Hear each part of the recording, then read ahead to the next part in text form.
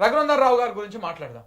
రఘునందన్ రావు గారు నిన్న మాట్లాడుతూ కొన్ని విషయాలు ఆయన ఇది ప్రభుత్వ కార్యక్రమంలో పార్టిసిపేట్ చేస్తూ ఈ పక్కన పొంగులేటి శ్రీనివాస్ రెడ్డి గారు ఉన్నారు, రెవెన్యూ శాఖ మంత్రి.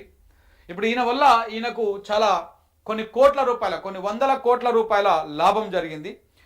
దాని గురించి మరి కృతజ్ఞతాభావమా లేకపోతే అది ఇచ్చింది కాబట్టి ఇప్పుడు ఇట్లా మాట్లాడాలనా, ఈ అంశాల గురించి ప్రధానంగా డిస్కస్ చేసేటువంటి ప్రయత్నం చేద్దాం. ఫస్ట్ ఆయన ఏమన్నాడో ఒకసారి విన్న తర్వాత ఈయన చేసినటువంటి వ్యవహారం ఏంటిది.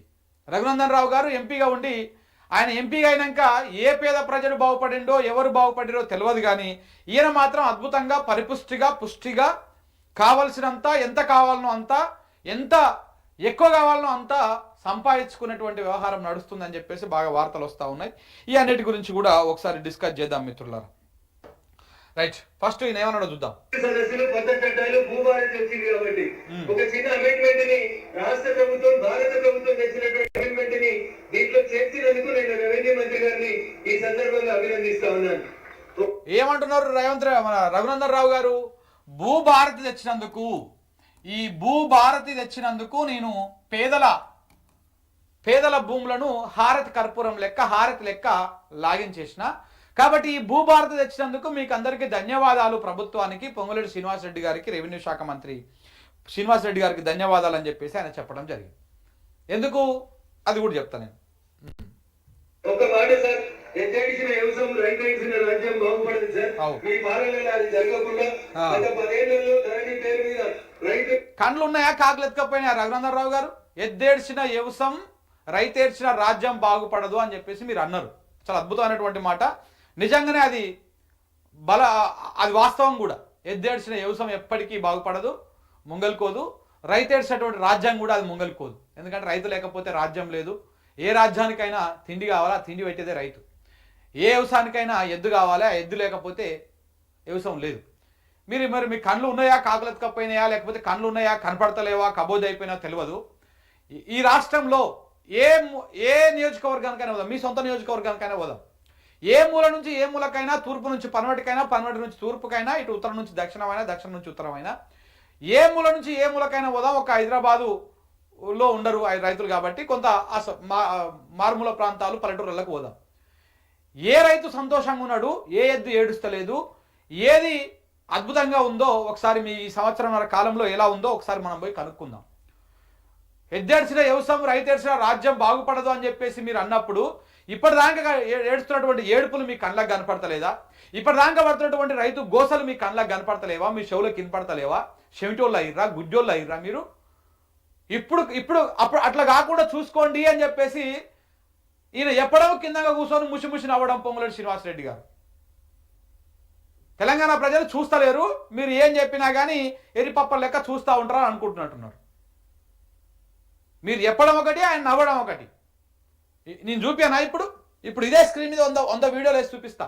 రైతులు ఎట్లా గోస పడతా ఉన్నారు, ఏ రకంగా ఇబ్బందులకు పడతా ఉన్నారు, ఈ చేతగాని దద్దమ్మ సర్కారు వల్ల ఎట్లా గోస పడతా ఉన్నారో చూపిస్తా. ఒకసారి చూడండి, మీకు చూస్తే కానీ అర్థం కాదేమో.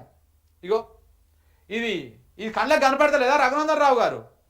నీకు భూభారతి తెచ్చి పేదల భూములను, అసైన్డ్ భూములను హారతి లెక్క నీకు సమర్పించేయంగానే ఇలా ప్రభుత్వం మీద ఎనలేని ప్రేమ ఒలకపోస్తా ఉన్నావు కదా.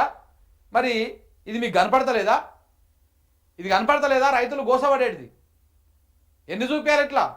ఇవాళ పొద్దుగాల లేవక ముందుకే సూర్యాపేట దగ్గర రైతులు వచ్చి రోడ్ల మీద ధర్నా చేసిర్రు. మా ఒడ్లు ఎప్పుడు కొనుగోలు చేస్తారా సౌటల్లారా, ఇంకెప్పుడు కొంటారు అని చెప్పేసి. మరి చేతన అయితే లేదా? అవి కనపడతలేవా? ఈయన నీతులు చెప్తున్నాడు చూడండి.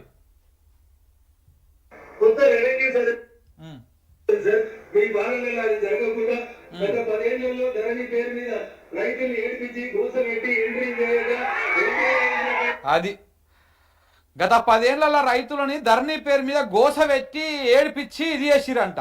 రైతులను ఏడిపించిరా లేకపోతే మీకు కావాల్సిన కార్యక్రమాలు కాలేదు, భూభారతి రాగానే మంచిగా అయిందని అనుకుంటున్నారా? కార్యక్రమాలన్నింటినీ రెక్టిఫై చేయాలని, పార్టీలకు అతీతంగా రైతులని ఆదుకోవాలని ఈ సందర్భంగా నేను మీకు సవినయంగా అప్పీల్ చేస్తూ సెలవు తీసుకుంటాను. జై హింద్, జై భారత్, జై తెలంగాణ. జై అమ్మ. ఇక మాట్లాడండి, ఇంక ఇప్పుడు చెప్తా చూడండి. ఆయన మన ప్రభుత్వానికి పొంగులేటి శ్రీనివాసరెడ్డి గారికి ధన్యవాదాలు తెలిపిండు. దేనికోసం తెలిపిండు? భూభారతి తెచ్చినందుకు కృతజ్ఞతలు థ్యాంక్స్ చెప్పాడు అనమాట. ఎందుకు థ్యాంక్స్ చెప్పిండు? ఇంతకుముందు గతంలో కేసీఆర్ ఉన్నప్పుడు ధరణి ఉంటుండే. ఈ ధరణి వల్ల ఈయన ఏం చేద్దాం అనుకున్నా వర్కౌట్ కాలే. అసైన్డ్ భూములను పట్టా వేసుకొని అసైన్డ్ భూములను చేసుకుందామంటే వర్కౌట్ కాలే. దాంతో ధరణి మీద విషయం కక్కేటువంటి కార్యక్రమం. ధరణి వల్ల ఏ పేదలకు న్యాయం జరగలేదు అన్నాడు. ఏ పేదలకు న్యాయం జరగలేదు కాదు. ఇప్పుడు చూపిస్తా ఎందుకు ఇంత కృతజ్ఞతతో ఉన్నాడంటే గిందుకు అనమాట. గిందుకు ఎంత బీజేపీ ఎంపీ రఘునందన్ రావు భారీ భూ స్కామ్ 176 ఎకరాల పేద రైతుల అసైన్డ్ భూములు స్వాహా. సంచలన ఆధారాలు ఈ విధంగా ఇట్లా బయటకు వచ్చినాయి. ఎవరెవరి నుంచి ఎంతెంత కొనుగోలు చేసిండు, అక్రమంగా ఎట్లా పట్టా చేయించుకున్నాడు. మాధవనేని సింధు పేరు మీద ఇంత, మాధవనేని ఇట్లా వీళ్ళ పేర్ల మీదనే మంజుల అంట మరి వాళ్ళ ఇంటి వాళ్ళేమో భార్యనా, సింధు అంటేనే బిడ్డనా, సింధు పేరు మీద భార్య పేరు మీద ఈయన పేరు మీద మంచిగా భూములు పట్టా చేయించుకున్నాడు. ఎంత ఏ ఊర్లో ఇక్కడ మీకు ఈ కాగితాలు కూడా ఉంటుంది చూడండి. భూములకు సంబంధించినట్టుగా భూమి ఆయన కబ్జా చేసినటువంటి భూమి అంటే అక్రమంగా అసైన్డ్ భూములు తీసుకొని అసైన్డ్ భూములని పట్టా భూములుగా మార్చుకున్నాడు. ధరణిలో ఉంటే అది సాధ్యం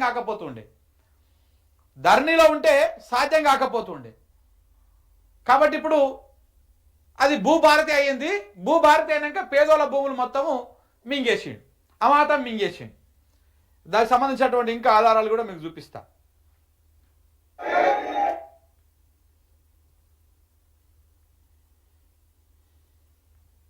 మధ్యప్రదేశ్ చూడండి. మాధవనేని సింధు, మాధవనేని మంజులాదేవి